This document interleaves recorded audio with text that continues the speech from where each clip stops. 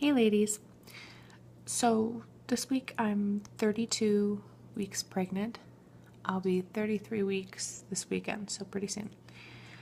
This week, this rather update isn't really a pregnancy update, although I will give you, a little update about where I am this week later on in the video. But it's more about an update on what's been going on with me.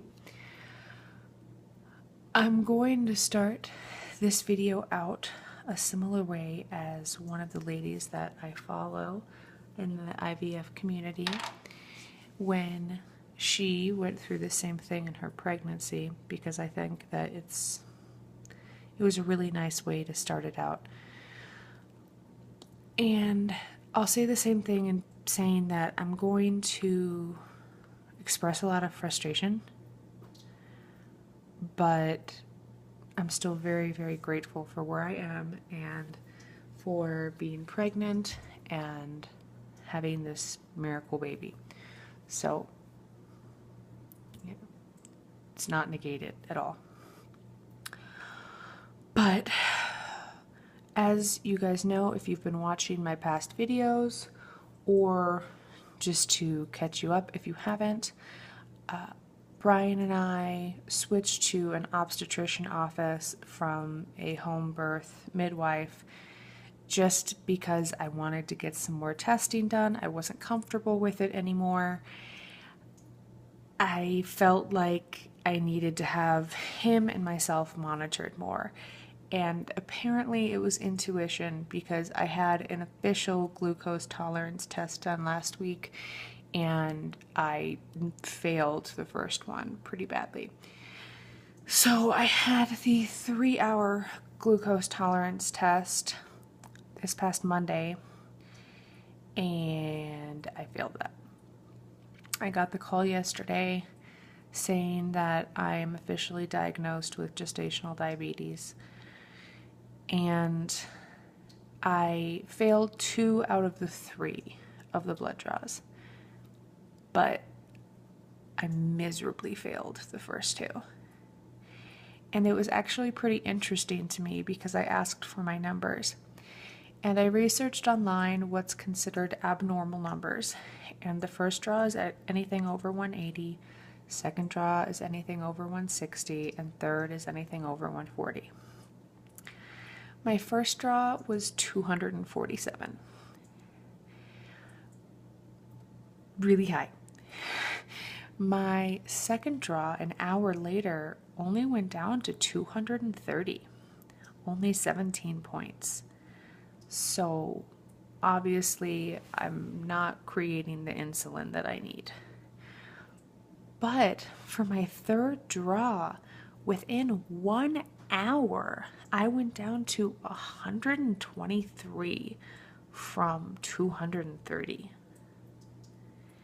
after only previously dropping 17 points the hour before. So my body seems to be seriously overcompensating, which I guess it would have to.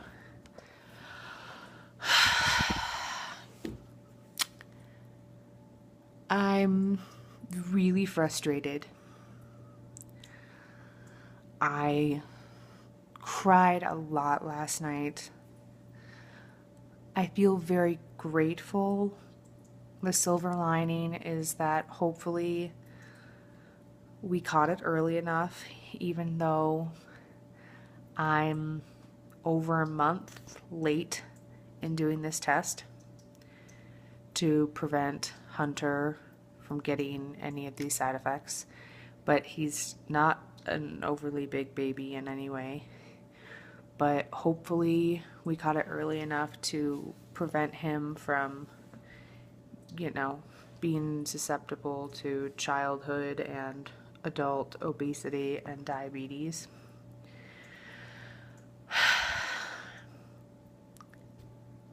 Hope it didn't affect him. I didn't know.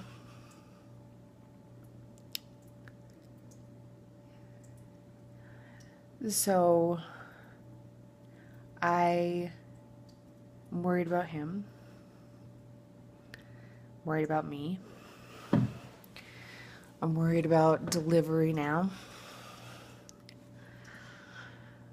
What this means is, along with monitoring my epilepsy and seeing my neurologist, I am back at my high-risk doctor.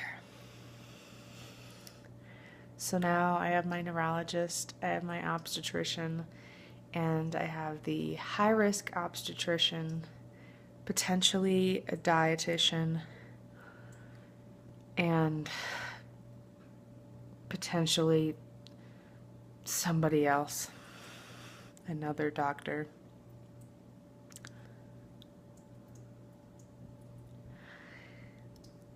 With also monitoring my anemia and whatever it's called for my extremely low potassium.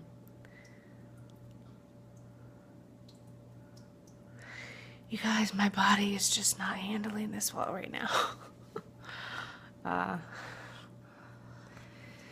So I feel so overwhelmed. And I know that, oh my gosh, there are so much worse things that could happen right now. I know. Trust me.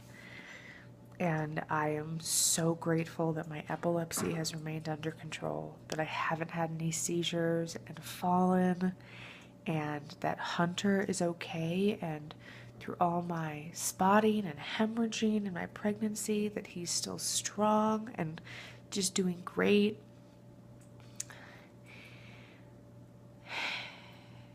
But, you know, with our community of IBF or TTC, we hit a lot of roadblocks and a lot of bumps, and I feel like it's just hit so many, and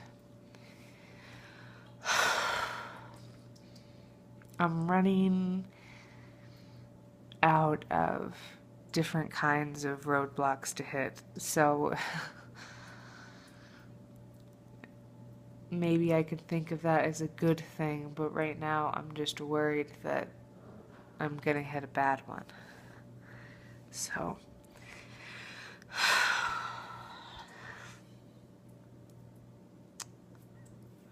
sorry, excuse me for a sec. I have my appointment with the high-risk doctor tomorrow, and I think they'll be giving me a book on things to eat, and I honestly really don't know. I don't know if I'll be sent to a dietitian or what's really gonna happen. I know that hopefully today I'll be getting a prescription called in for my glucometer and test strips to be testing my blood sugar levels when I wake up and after I eat, and hopefully I don't have to use insulin. That would suck. And I really don't want any more medication being put into my body. Even though it's insulin, oh God. I don't want anything else artificial being put in.